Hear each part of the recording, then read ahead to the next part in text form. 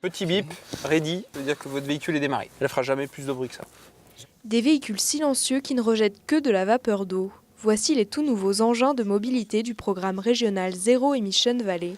Principal avantage, ils utilisent une énergie propre. La molécule d'eau est cassée à partir d'électricité.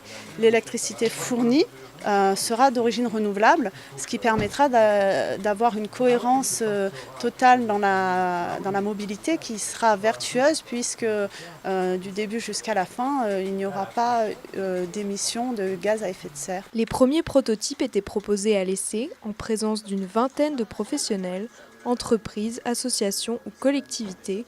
Le programme leur est exclusivement destiné.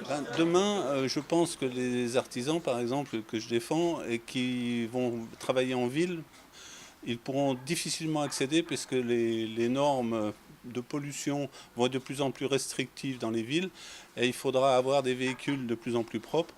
Et le développement d'hydrogène est l'une des solutions. Une solution d'avenir donc, mais une solution coûteuse puisqu'il faut compter 70 à 80 000 € pour un véhicule de ce type. La région Auvergne-Rhône-Alpes et l'Europe ont mis en place des subventions, mais les avis restent partagés. Le budget est assez conséquent. Maintenant, même avec les aides, ça reste quand même des budgets assez importants. Il faut faire son calcul après avec la consommation, mais bon, cet aspect économique rentre en compte. On réfléchit parce que ça reste encore une autonomie qui peut être intéressante pour les particuliers, mais pour les professionnels un peu plus compliqué.